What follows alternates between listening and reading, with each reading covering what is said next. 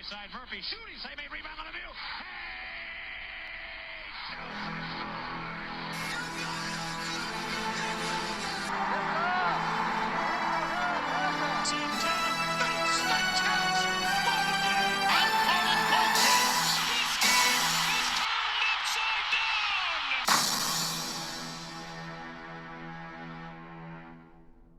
Hey everyone, this is Casey. You are watching the Red Rubber Duckwind All Sports Network.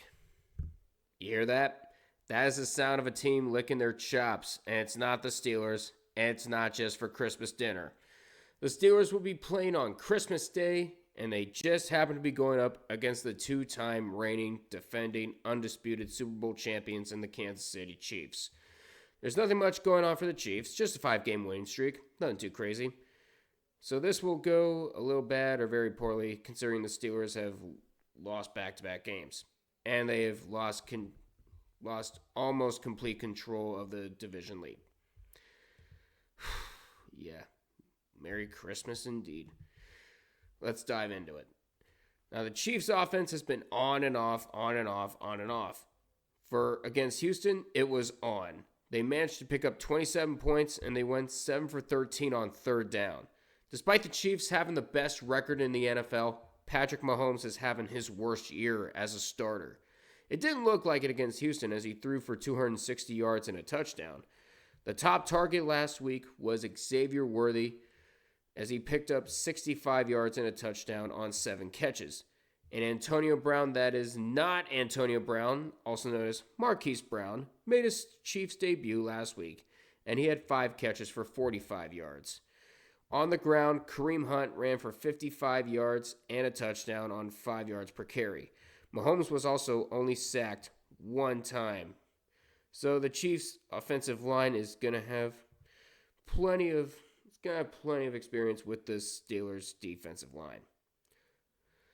Now the Steelers' offense has been stone cold these last couple weeks with under 18 points in back-to-back games. And they are 12th in the league in points per game at 23.5.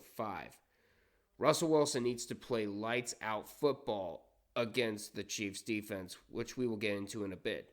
He only threw for 217 yards last week against Baltimore. He had 2 touchdowns, and he threw a pick 6 and fumbled the ball.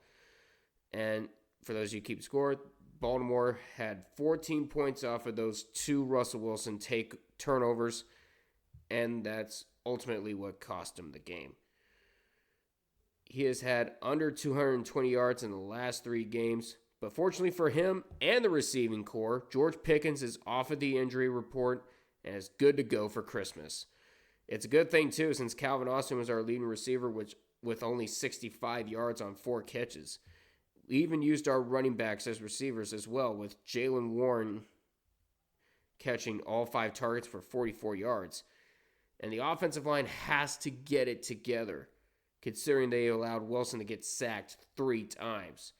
The duo of Warren and Najee Harris combined for 90 yards on the ground in Baltimore, with 48 for Warren and 42 for Harris.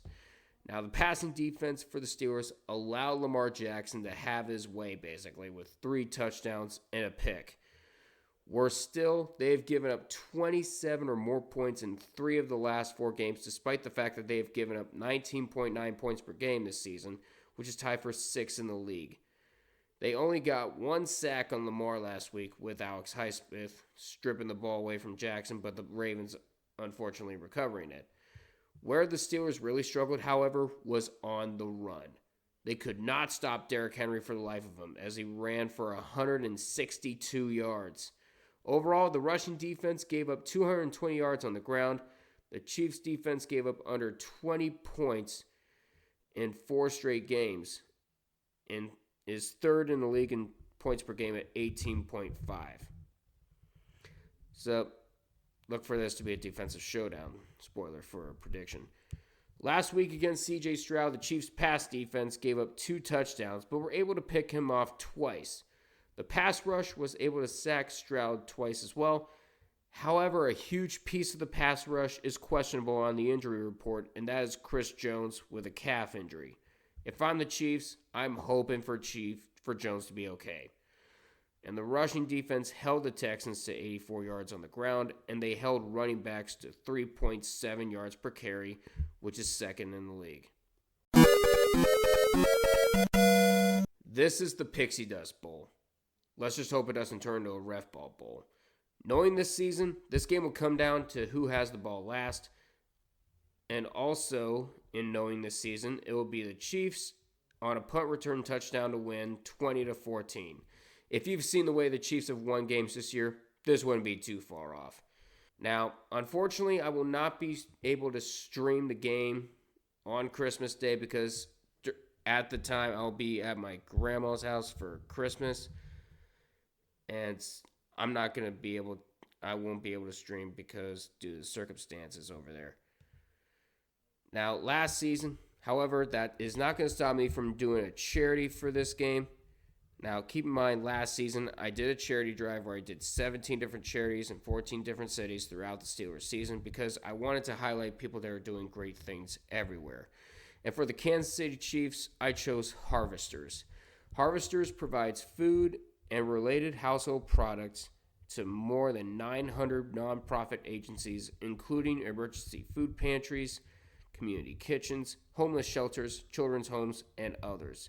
They also offer education programs to increase community awareness of hunger and teach about good nutrition. I'll put the link in the description, and of course the link to the American Red Cross will be in there as well. But that's going to do it for me. Please feel free to like, comment, and subscribe to the Red Rubber Duck All Sports Network. As I mentioned, won't be able to stream the game, but I will be doing a review for the game. I'll be able to watch the game, despite the fact that it's going to be on Netflix and it's going to be buffering 100% of the time. I'm just not going to be able to stream it at my grandma's house because the circumstances won't allow me to. But regardless, it should be a fun time. Hope you enjoy Christmas Day. Hope you enjoy the holidays. I'll be back sometime after Christmas for the review, as well as a year-end review video. So stay tuned for that.